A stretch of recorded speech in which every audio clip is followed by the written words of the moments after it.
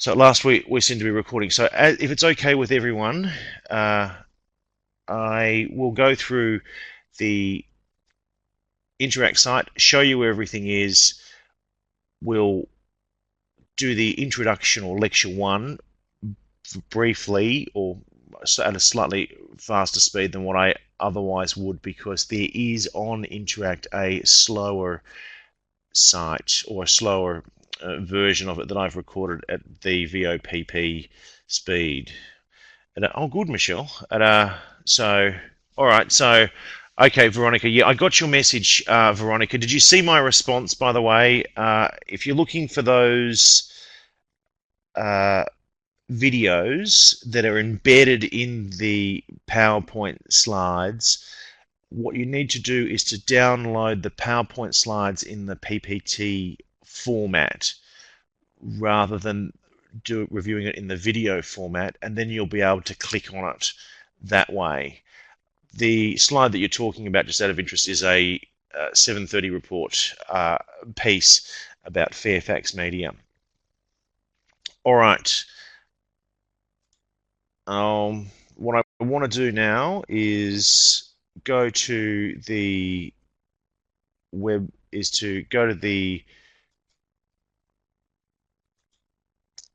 Interact site so that you can see my screen, so that you can see the MGT site. So it means that it's a bit tricky because I can't always see what you're saying. Oh, there you go. I finally figured out. Right, Richard, you've got a feedback issue. Is that sorted? Yeah, that's true. I think you are logged in, Richard. Yeah, best just log in and log out and log back in again, mate, and I'll speak to you soon. Uh, so here is the site. Can everyone see my screen and my pointer? Yep, good, good. Okay, so there's the site. There's the home page. This video, by the way, I feel a little embarrassed, and I'm sorry. I put in there that it's 20% for the second and third assignments, but I made a mistake in that. It is, as one of your colleagues helpfully pointed out to me, that it is the weightings are set out in the subject outline. So that is uh, I'll go through and correct that in a moment. What I also want to do is to show you the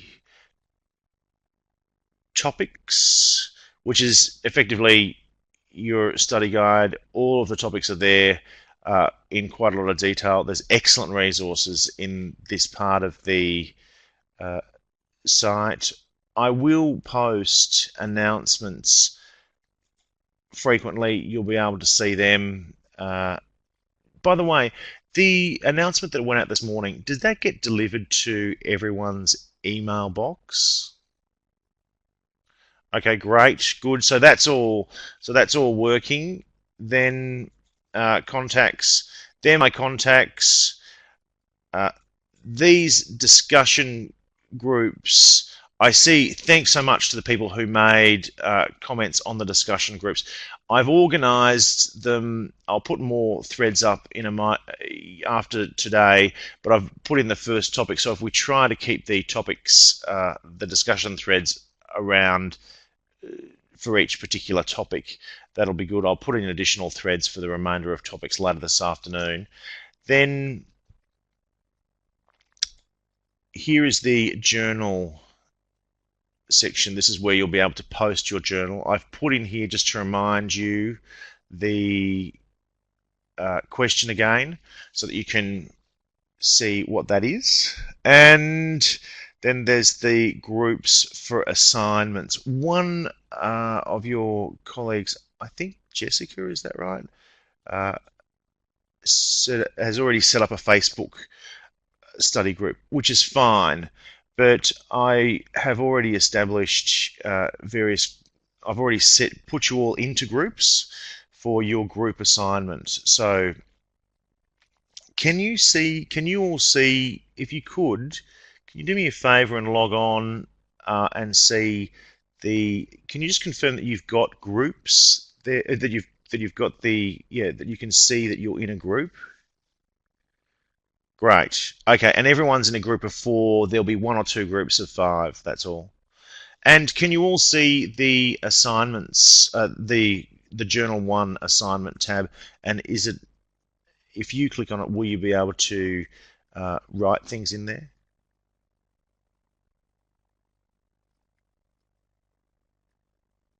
Okay. Uh, I'll take that as a yes. Does it? Right. Fine. Okay.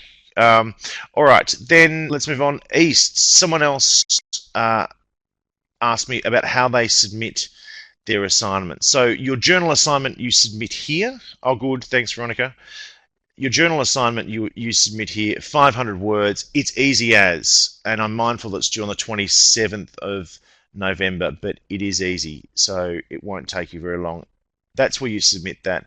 The other assignments you submit via Easts, and the subject outline gives very detailed discussions on how to submit it. Alternatively, there are help guides in Interact and on the CSU site, but it's pretty easy. All right, so what I'd like to do is to go back to, does anyone have any questions about the site, uh, the resources? This is where I put the presentations. I've done them in both a VOPP and a video format. So choose the one that's easy to access. In this folder, there is some really useful stuff about your assignment. There's a checklist for your first assignment. Some stuff about AAP referencing. Okay, just 1 second, Tyler. I'll have a look. Can anyone else, so that you know the where it's here? Can you see that tab, Tyler, on the left?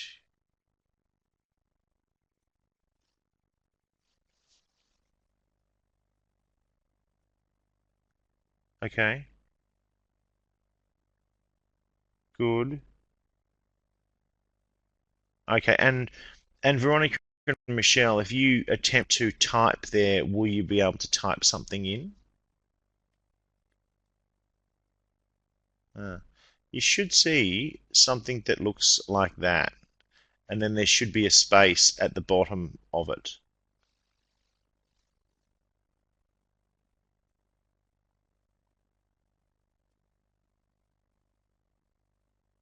Can anyone see that?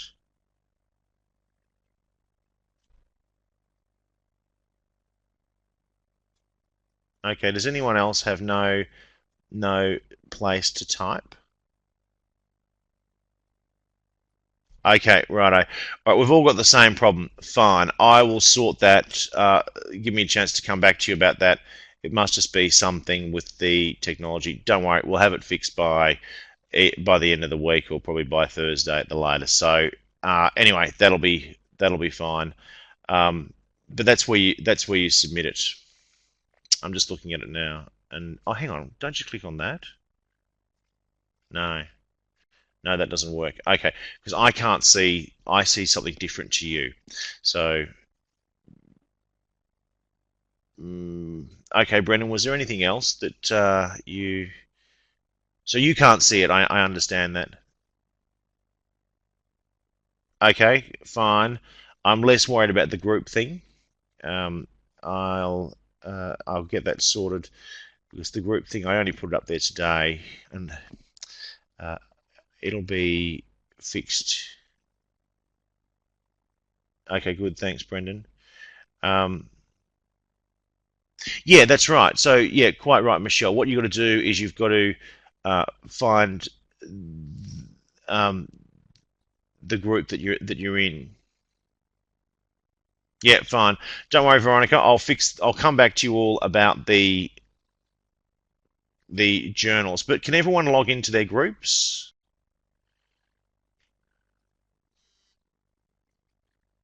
Does everyone? Okay. And do you know what group you're in, Michelle? and Richard, can you tell what group you're in and make comments? Good, excellent, great, good. Okay, so all right, fine. I'll sort out group 9. Okay, good. Right, I'm happy about that. Now, let's. Good. All right. Well, that all seems to be working. Now, let's see if we can go to the. What I want to do is I want to stop sharing the screen and I want to share the document that we were looking for. If I can, I'd like to stop the webcam if that's all right. I find it very, very boring. All right. Then, okay. Hi, Andrew. How are you? Good. All right. So, most people have seen the lecture 1. I'd like to go through that though at a slightly faster pace. If you think I'm going too fast, you can tell me to slow down, or you can look at the VOPP, which is done at an easier speed. Okay, so you know about me. We've had a look through the subject outline. Well, I've kind of taken you through the subject outline via the Interact site, and I'll go into more detail in that in a moment.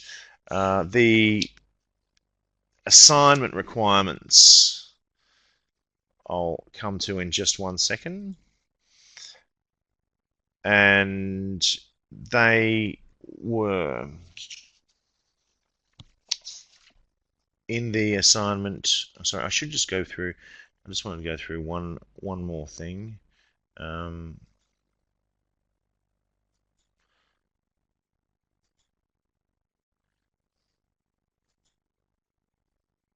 Right, good. Now, if we go through the subject outline, right, can everyone see the subject outline that I'm looking at now? I'm hoping. Good.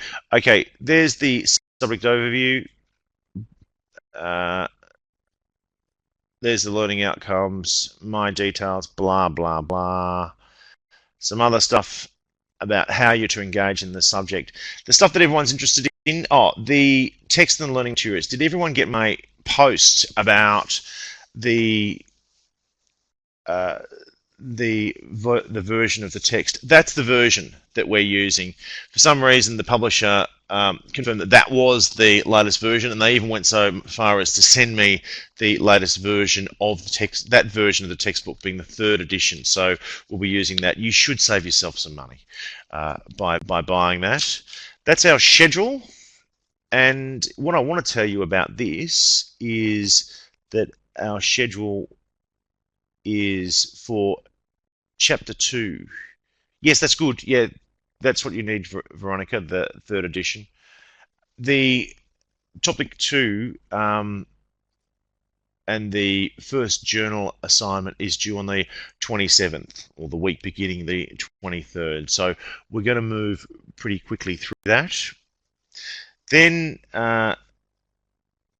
there's the second assessment, which is a group assessment done on the 24th of December, and then the final one, which is your own individual reflection on that group, is done on the 22nd of January. The dates will come up in just a moment. You can see them here. You can see 27th, and it's the weighting. This is the weighting, rather than so it's 10% for the journal, 30% for the report, and 10% for the groups and teams report. That is your individual reflection, and then of course 50 for the exam. The good news, there's all the marking criteria. I'll let you read through them when you get a chance. The good thing though is that when we get to the exam, Look at that. Uh, there is just those particular chapters. So that's 9 chapters for the exam. So you already know that the exam is, it's not gonna it's not gonna bake your noodle. It's kind of easy. So well, it's not easy. It's less work than you haven't got to review the whole course. So we'll go back over the exam later when we get a chance. But I'm going to go back now, if I can, to the other sharing that I've got going on. I'll have to close that.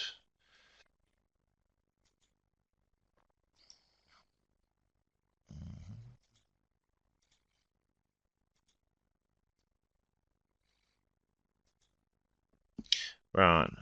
Okay, so I'm going to stop sharing that one, and then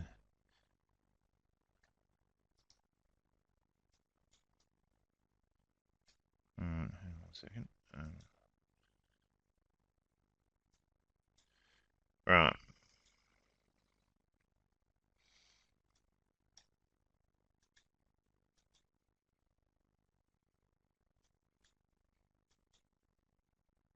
Okay, now, can we all see this?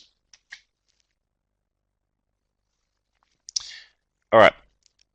What I'm saying, when I mean this, I mean the overall learning objectives. So here's what we're going to look at in this subject. We're going to identify and explain contemporary OB theories and reflect on our own behaviour based upon those theories. And then we're also going to identify what motivates individual behaviour in organisations.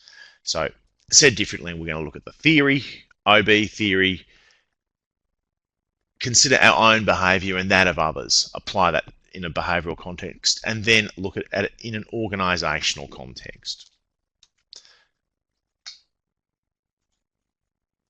Then we're going to look at the role of teams. Teams are critically important in any organisation. And also we'll finally look at the effective, how to assess and how to make organisations more effective and to improve performance. This is the 12 topics, and we're just doing topic 1 at the moment. Okay, so defining the learning objectives, we're wanting to define the organisational behaviour. And we want to explain why organisations exist. Look at the roles of managers and some of the key issues, and we'll also look at why we're studying OB. So OB is the study of individuals and groups in organisations. It is an academic discipline that emerged in the 1940s, and it has broad levels of individuals, groups, and organisations. It's multidisciplinary, and it includes psychology, anthropology, political science, and economics. Has anyone had a chance to look at this YouTube video?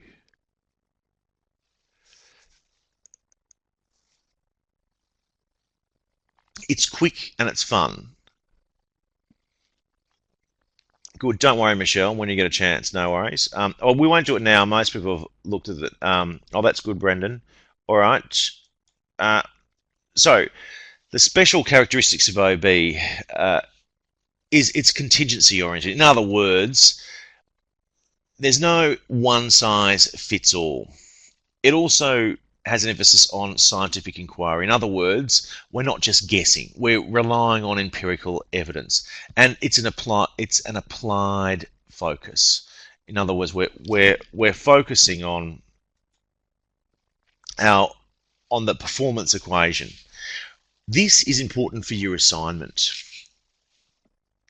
The performance equation is about your capacity to work, your willingness to work, and your opportunity to work.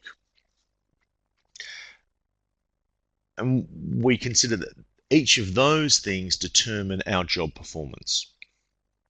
Other ways of expressing it as job performance is a function of attributes, work ethic, effort and organizational support. So, for example, it doesn't matter how keen you are to work if you don't have the right skills or you don't have the organizational support. For example, if you're a truck driver and you don't have a truck, then your job performance is going to be pretty limited. So if you think about each of those things, then and how they impact on your own work, you'll be able to come up with various examples in your own circumstances. Tell me if I'm going too fast or too slow. All right, cognitive ability. This refers to how, this is our smarts basically. Have you got, has someone got the IQ? What is their ability? And so a reasonable predictor of job performance is IQ, but it's not the only measure. And in fact, more recent theory suggests that IQ is important, but also the emotional quotient is also important, or possibly more important to success in management roles, at least.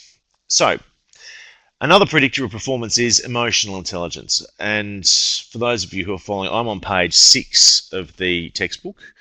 And it's a form of social intelligence that allows us to monitor and shape our emotions to those and those of others. There are a few EI self-assessment surveys.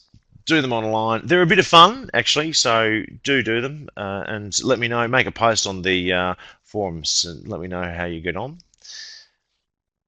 Now, let's look at why do organisations exist. Why do organisations exist? What do you think? Does anyone have any view?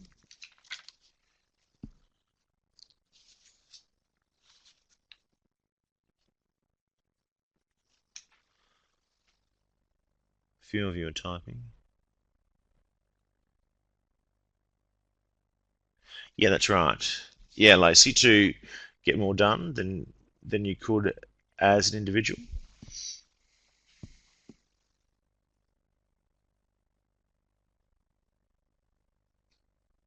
Anyone else? But yeah, it is generally to get more done than you could as an individual. Or I lived in Japan for a while. The Japanese have a saying is, 1 + 1 = 5. Cohesive production. Yeah. What do you mean by that, Brendan? And I think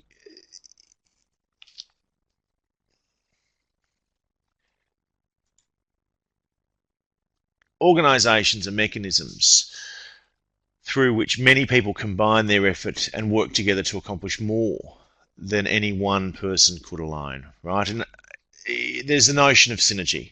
So it's the creation of a whole that's greater than the sum of its parts. And oftentimes, you may also see in certain circumstances where there is in the financial press, you'll see valuations of businesses where the sum of the individual parts is less than if they sold off the business as one lump. Yeah, okay, I got you, Brendan. Yeah, fair enough. That's right. Okay, so organisations have a clear purpose, a division of labour, and our notion of synergy. In the slides, yeah, it's represented 1 + 1 = 3. 1 + 1 = 3.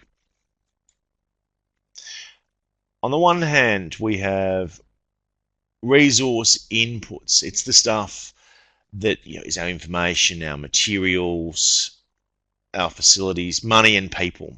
Then we go through a transformation process.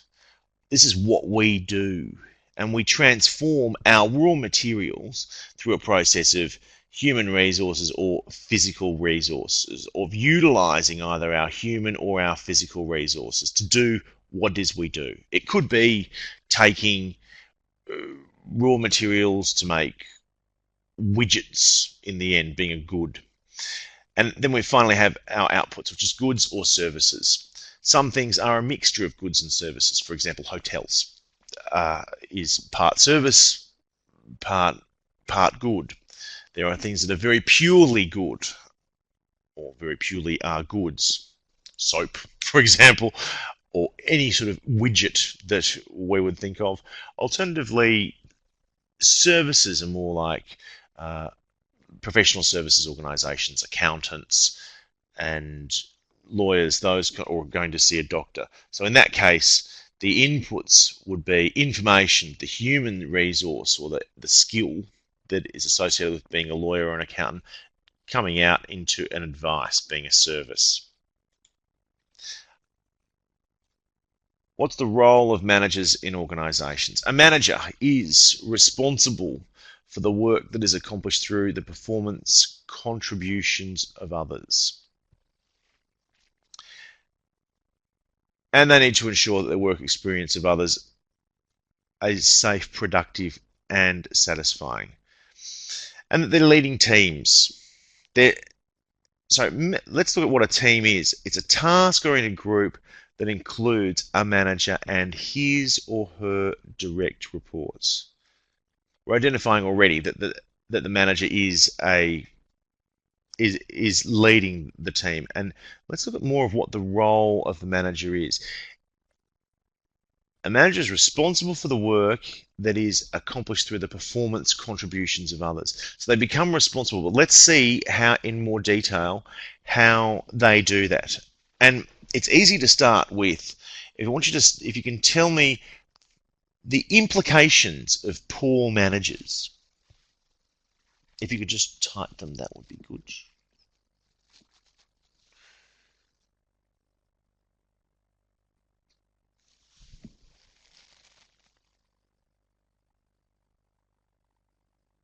Yeah, no discretion, lack of motivation, poor morale, low morale, yeah, all of these things. Yeah, a poor work ethic. Yeah, and that's true. A high turnover rate, Peter. Quite right. Yeah, absenteeism. That's a good one, Veronica. And dissatisfaction.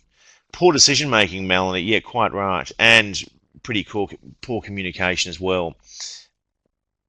Let's look at. I think you've pretty much got most of them.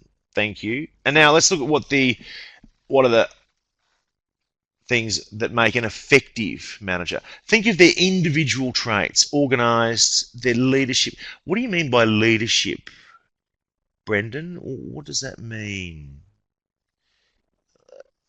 in terms of leadership? Motivating others, yes. Good communication, yeah. And knowing the goal. Also, being able to, as Lacey says as well, being able to articulate that goal is an important aspect of it as well. Yeah. And listening to alternatives. That's true. Consultative managers are. We look at different types of personalities and managers as well in topic 2. So that's right. Some people are more consultative than others, and taking people on, bringing people on a journey. Or there is that saying, is there not, that you know, a leader without followers is just a guy taking a walk.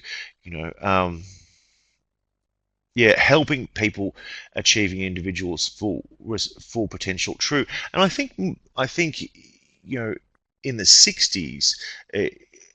Leadership or management was seen more as command and control. Now it's seen more as being a coach, more consultative. Managers need to help ensure the work experience are safe and productive. Yeah. Thank you, Veronica. I've heard that before. Okay, what's an effective manager?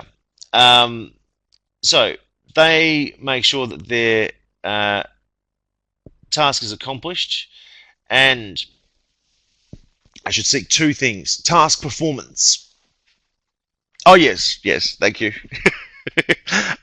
Task performance. And so there's 2 parts to it, right? There's the task and there's the human part. The human part are the folk who get the task done, right? Okay, so there's controlling, planning, organizing, and leading. What's interesting about the management process is it's continuous, right? And there's a notion of continuous improvement. I'll come back to that later on. All right, what's an effective manager? They need to understand each individual in their team, and it's a personal, very relationship based. And most modern organisations they'll be structured so that most managers don't have more than 6 direct reports. Of course, and the reason is that the that there needs to be that individual rapport. Behavioural in organisations is rather unpredictable. That sounds like a profoundly obvious statement, but yet it's something that we do need to articulate. It is unpredictable, right? Because it's about behaviour is about people. People are unpredictable creatures. All right.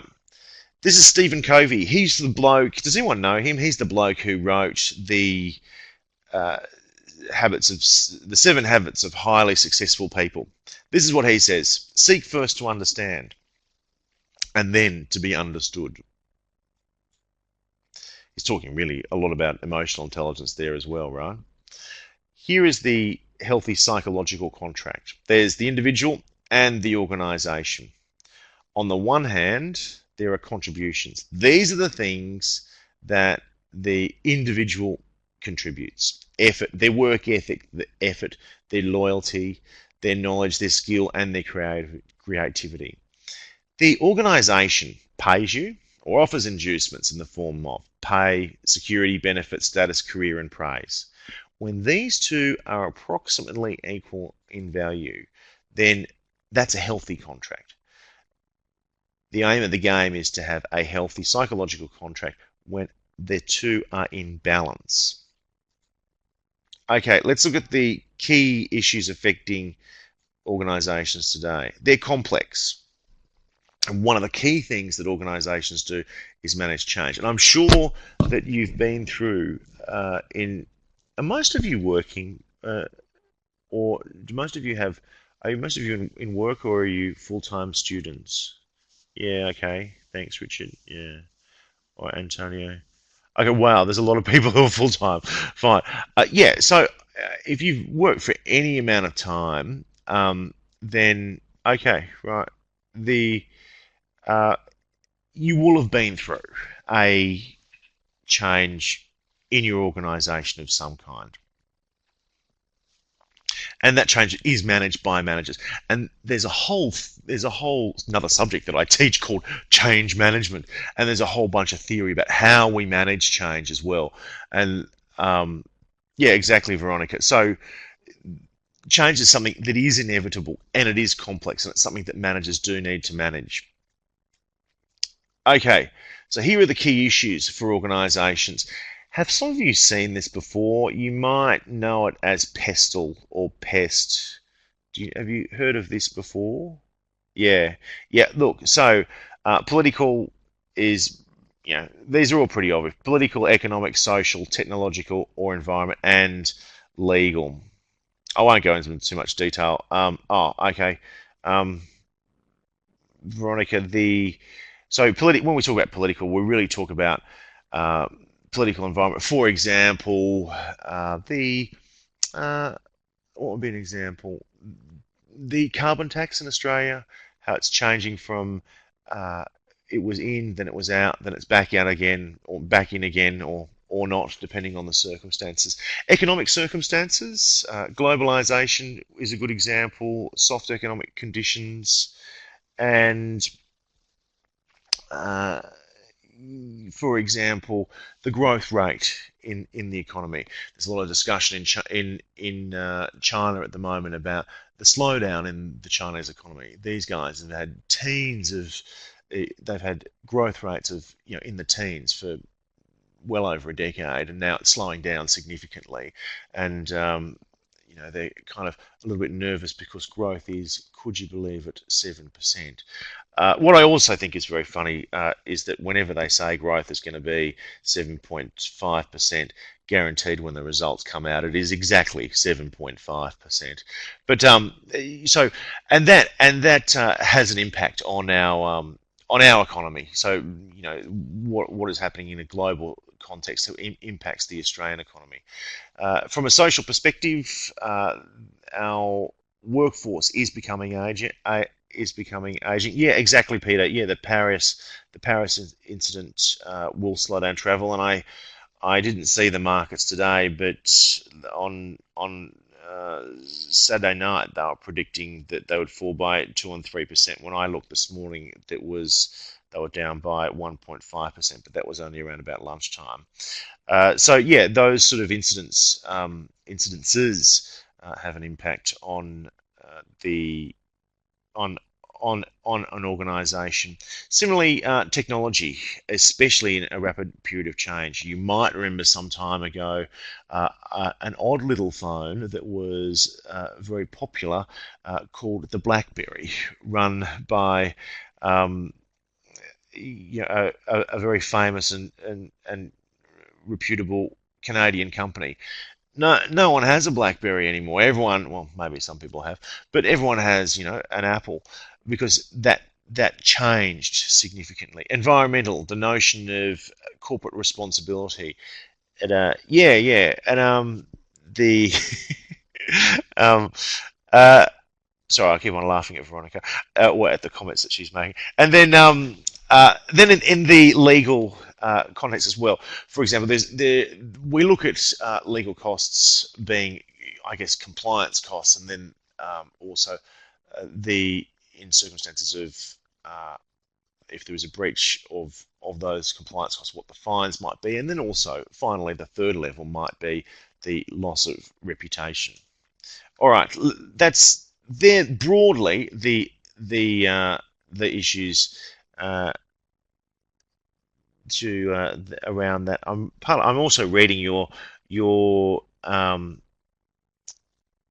posts as well. So yeah, actually, Brennan, that's a great video. Watching the Enron, the smartest guys in the room. Yeah, and that was an amazing. Yeah, there's another great documentary by Dateline as well. I think it's called Power and Money. It's about the global financial crisis and how they really were in an environment where they had no idea about what the derivatives were that they were selling, most of the organizations. And yeah, Walmart is also a good one as well. All right. Okay, fine. The changing nature of work. This slide really just shows that how participation has changed over a period of time and across different genders as well. Here are some examples of changing values over time, where traditionally our boss we might have taken the view that our boss pays our salary and we've got to keep him happy. Was now we consider, and this is very much the strategy of Southwest Airlines, they consider customers pay our salary and we've got to keep them happy. Also, in a traditional value, the last one, the future is predictable and past success means future success. No way is that true. And if anyone has read any financial investment or product disclosure statement in the finance sector, the first thing that the qualification it says is past performance is not a reflection or may not necessarily be an indication of future performance, because the markets are constantly changing. So in our changing workforce, managers need to take account of cultural differences, and that's an excellent opportunity for a segue. Thank you, Brendan. So there's a guy called Hofstede who he got around working for IBM from memory, and his job was to travel around globally and give advice to their managers. To do that, he broke down culture into a number of different, what he called, dimensions: individuality, power distance, uncertainty avoidance, masculinity, and longer term orientation. Individuality is the extent that people are comfortable being individual, or are they more comfortable working in a group and making decisions as part of a group? Asian cultures are traditionally seen as having a lower individualism score compared to Anglos. The Anglos, most Aussies would, they'd prefer a fight than a feed. So compare that to the or power distance. Yeah, that's right, exactly, Brendan. And the compared to a power distance, where they're in Nordic cultures, there's a much of a lower power distance. Whereas in Asian cultures, the boss is very much the boss still, and they have a high power distance, and the boss is seen as someone who is very senior and must be obeyed in all circumstances. Yeah, I haven't seen the article, Veronica, but I'll have a look. Yeah, very much so in Japan, and there's a lot written about Japanese decision-making processes as well. What's the reason? And I'm glad you mentioned Japan, Brendan, because oftentimes as well, Asian, particularly Japanese culture, in terms of investments, do take a very long-term strategy, and you can see in terms of Japan or Japanese countries or companies, I mean to say, investing or going into joint ventures. Those are done in industries that are not traditionally long-term ventures, but particularly in Japanese, or when a Japanese counterparty is involved, the venture is much longer. I can think of an example of a dairy company that is well known in Australia, that the investment from a Japanese beer company into the Australian dairy market took 15 years for them to complete their acquisition. Okay, now this case study, I'd like you to watch this in your own time if you can, because I'm not. If I play this now, it'll suck up the bandwidth, and I'm not sure that I'll be able to play it. So, but if you have a look at that in your own time, then now why are we studying OB? So, managers often are appointed from technical positions. In other words, they're good at, most people start off in a technical role. Most rarely do they start as a manager, and they work their way up from a technical position. As they get to a management level, they need to have skills of a manager. And management skills are different to the technical skills needed to do the work. And that is a challenging transition and requires a deeper understanding of human behavior, particularly around motivating other people, communicating with them, etc. And we've identified earlier in our brainstorming exercise the things that can go wrong, that can lead to absenteeism and poor motivation, etc. Studying OB gives students an important insight into these problems and how to deal with it. We basically want to make you more sophisticated as managers and better equip you to lead. Let me see. Right. Okay. Good. Here are the lessons learned. Oh, has anyone heard of Miller's Law, the magic number 7, plus or minus 2?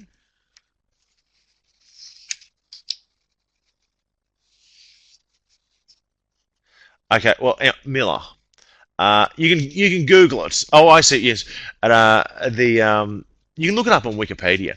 But basically, Miller did some research and found that most people can remember 7 things plus or minus 2, depending on the day.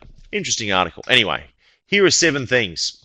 OB is a study of individuals and groups in organisations. managing people is complex, right? It's tricky because people are tricky things, right? They're complex things. Human beings are by definition complex. The next thing we looked at is synergy. 1 plus 1 is 3. Said differently, the value of the whole is often greater, well, invariably is greater than the sum of the individual parts. 1 plus 1 is 3. More than 2, in other words. An effective manager is concerned about task performance and human performance, right? So there's the task on the one hand, and then there's the things that get the task done. And the things that get the task done are human beings. We've got to manage both of them as effective managers. The reason we study OB is so that we can understand the most complex of all parts of that equation is the human resource maintenance. Yeah, it is. It's often unpredictable. Okay. Okay. Uh, the management process involves planning, organizing, leading, and controlling. Remember, when we looked at that, that is a continuous circle. Your job as a manager is never really done. We also looked at the healthy psychological contract. That is where the inducements, the pay, salary, security, benefits, status, etc., are balanced or approximately equal to the contributions. The contributions is the stuff you do, the work, the effort, the creativity, the skills and the knowledge that you bring to the table of your working relationship. And managers need to be sensitive to cultural differences. Hofstede, I think I mentioned in the voiceover presentation, the VOPP, that if you get a chance, you've got to read Malcolm Gladwell and his book, The Outliers. He has a chapter on cultural differences and and on Hofstede, and he talks about his thesis is that how culture. He uses the example of aircraft crashes, and his thesis is that in certain airlines, for example, South American Airlines and Asian Airlines, he gave the example of Korean Air, Korean Air. They had a lot of crashes, and that was because there was a very high power distance in those cultures, and people were not willing to, the first officers were not willing to question the captain, even if the captain was wrong, tired, or just not on the job, and that led to crashes. It's a fascinating book. You've got to read it. Uh, anyway, so yeah, do tell me if anyone else reads it. I will read anything that Malcolm Gladwell writes. By the way, he's the guy who wrote The Tipping Point. So anyway, now I think I'm almost done. Yeah, that's the end of that. It's fantastic, Michelle. You've got to read it. And anyway, and also it talks about different cultural differences from the in terms of mathematical abilities, and I can talk to you about it. I'll talk about it another time. But otherwise, is there anything else that anyone wants to know?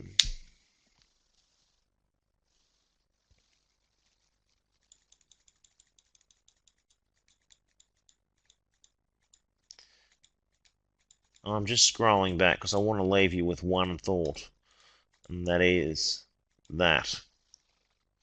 Right. Does anyone have any questions?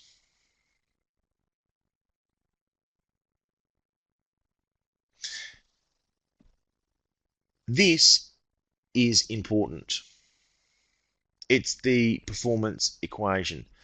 That's what you've got to get your head around. And your assignment is about writing 500 words for that, on that, and about your experience as a CSU student. Think about who you are as well, how your individual attributes, and we'll talk more about it next week. Or if you're interested, you can go and listen to the VOPP, the Topic 2 VOPP. Now, I think I've put it on there. And let me just check if I put the VOPP there. And yeah, it is there. So you can go and have a listen to chapter 2 now, and it looks at it from an individual perspective.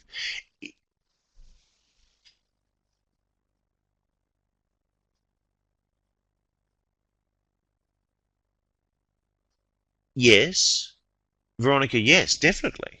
Yeah. That's interesting. I'm interested to know in any case.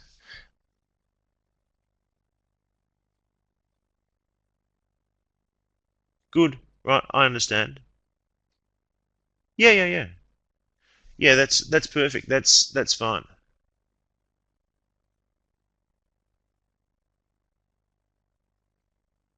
Does anyone else have any questions? Yeah, I understand, Veronica. Yeah. Does anyone else have any questions about uh, the assignment? Is everyone comfortable that they could make a start now? Good, good, good, Peter. Okay, excellent. Is anyone not comfortable? Does anyone need me to talk a bit more about it?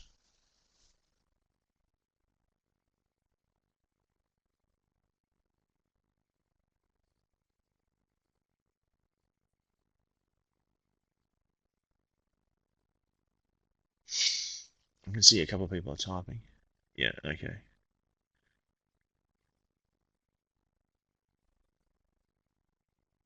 Yeah, I understand. MGT 230 starts at lecture 7.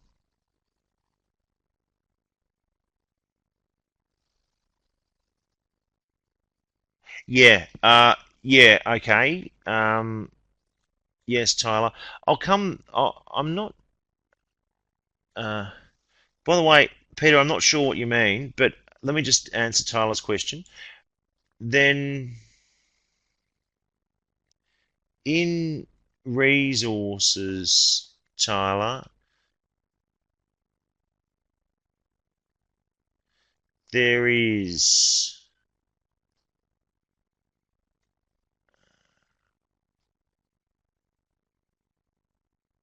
Just one second. I'm just going to share, if I can. I'm just going to do another. Can you see my? Can you? I think you can only see my PPT, not my desktop. Is that right?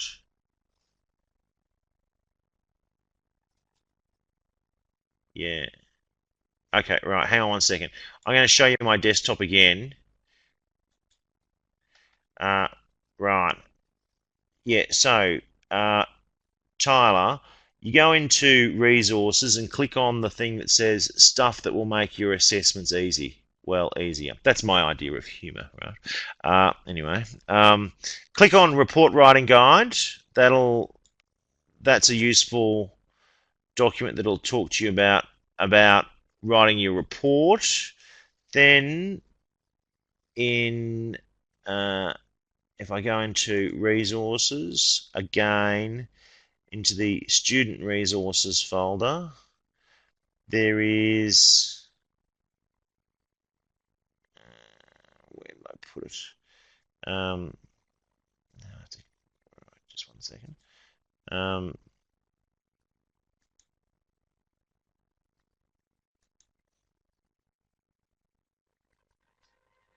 oh, right. Oh,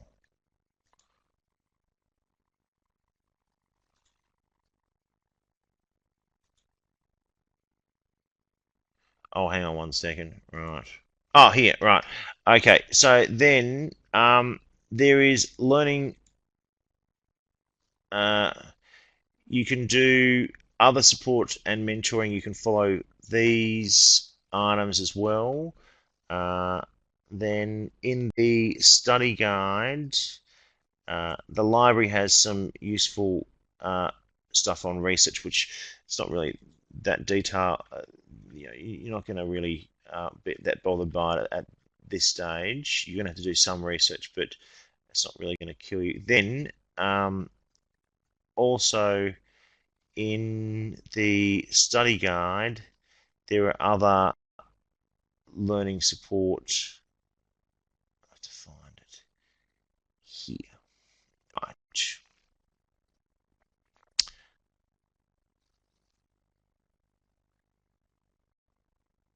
You can do these workshops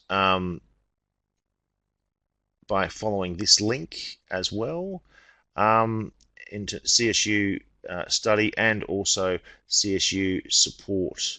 Sorry, no, well, that's not the one. Yeah, it's this one, csu.edu.au/study. And there's a whole bunch of resources in there as well, which will help you. All right, now I have to go back to my thing. Uh, yeah, Brendan, you can look. There's heaps of stuff on our website. So, right, let me just go back to how I get to that again. Right, I'll stop sharing that. Does anyone else? So, Tyler, does that answer your question?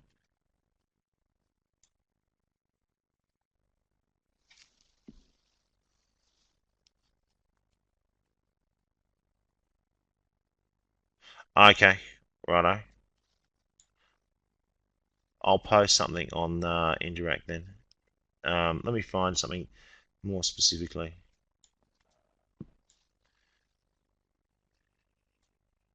Yeah, yeah. I just mean, that's right, Richard. I just mean a personal reflection. It's 500 words. We're not, and it's got to be specific to you. It's not a. You should find it to be a pretty easy assessment, I think, and that's what we've done it early.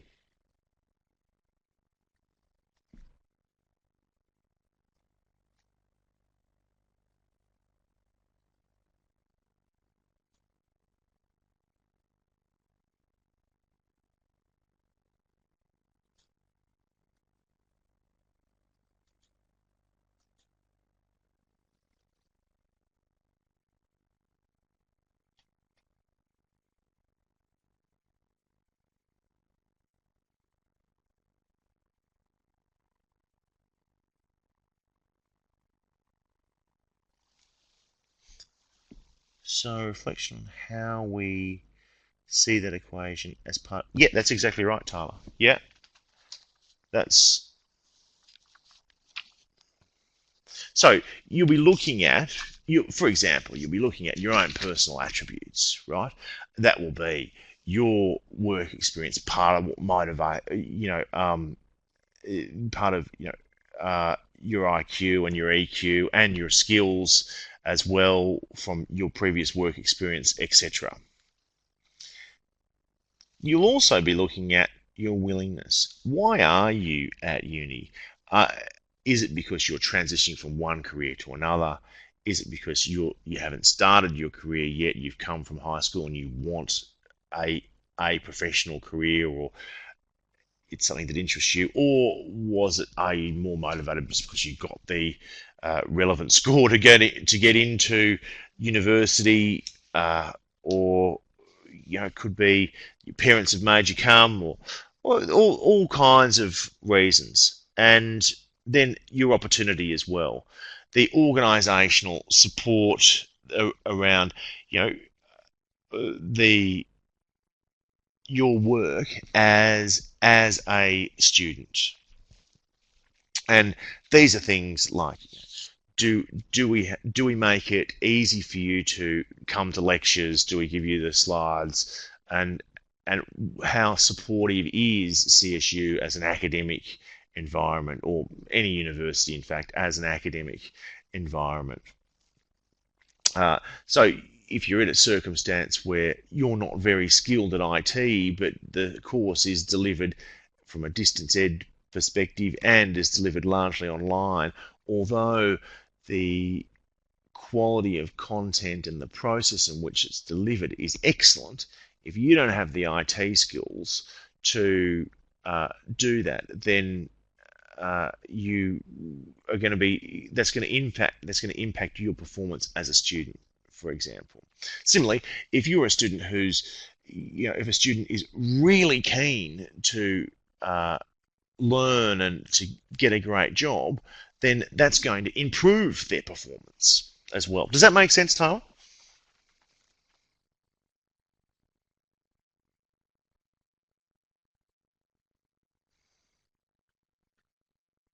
Okay, good, excellent. Okay. Anyone else? If not, I'm going to say goodbye for this week, and I'll see you this time. Well, actually, I'm thinking uh, next week. How do you want to do this? Would you? Is this more useful than the VOPP? You're welcome, Savannah.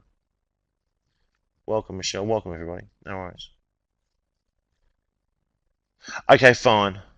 Uh, all right. Well, okay, fine. I'm I'm probably only going to do one. But I'm happy to do more than it's supposed to be five, but I'm happy to do more than the the five of them. Uh, let's go through topic two next week anyway, and we'll meet at the same time. How does that sound for everyone?